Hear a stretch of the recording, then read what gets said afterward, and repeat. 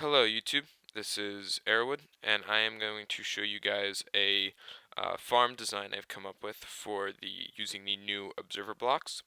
So this is a fully autonomous melon farm, and I'll prove it to you by just getting the melon block. And then if we just place that there, it automatically will get crushed, and then our minecart underneath here will pick up the blocks. See, that one just grew. Melon gets picked up, it gets dropped off in this hopper, brought across into this dropper here, brought up to this chest, all automatically. Great, so let's get to building this. Let's start by first making the rail track. This is where the minecart will go back and forth.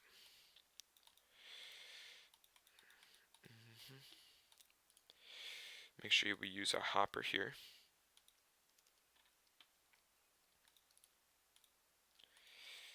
Great. You got to make sure you have a solid block behind this, otherwise the minecart with a hopper will not bounce back. Great. So let's just move on to the next step. Okay, so we're going to build the component under here. We should grab ourselves dropper, repeater. Oops, this is not how I want to do this.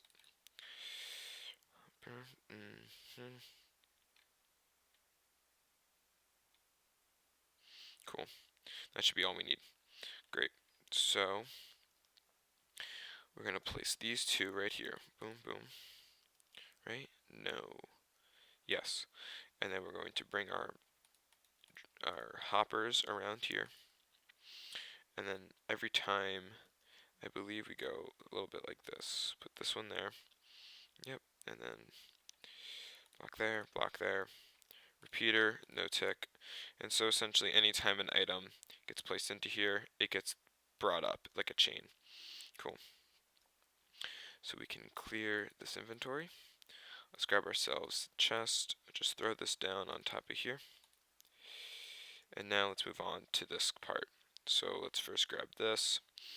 Oops, that was my bad. Grab these two. So the dirt that the melon grows on needs to run on top of that. And no melon can grow on top of the pressure plates here because that will lock the hopper that goes back and forth. So let's just throw some dirt down.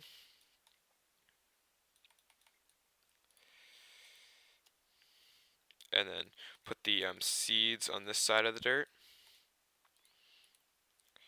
And then let's I'll skip planting them for now because you guys can kind of figure that out. The next step is going to be putting the observer blocks. So let's throw down some blocks, grab ourselves the observers, and I believe you place them like this, right? Nope, other way. So face them, make the observer part face the dirt block. Cool. And now let's place place your building block here, like so. And then let's grab ourselves this and that. I believe we can reach these like that. Yep. So you're just going to place all of your pistons facing downwards, and they don't have to be sticky pistons. In fact, this works. I haven't tested this with sticky pistons.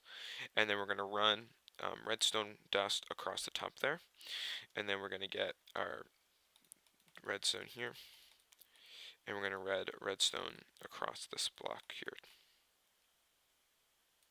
Great.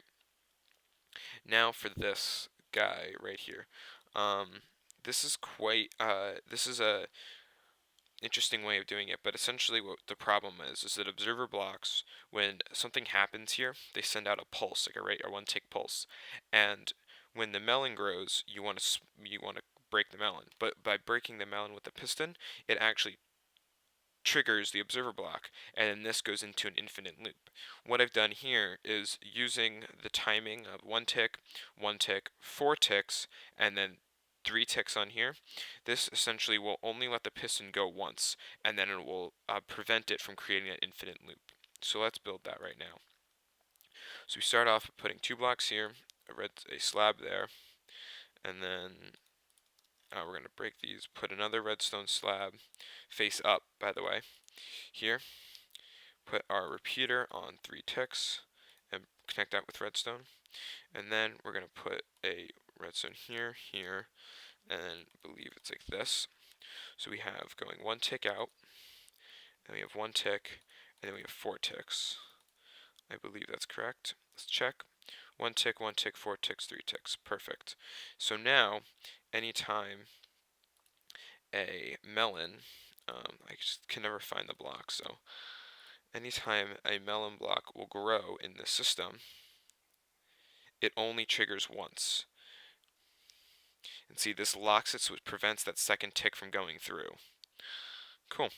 And that is it for the melon one.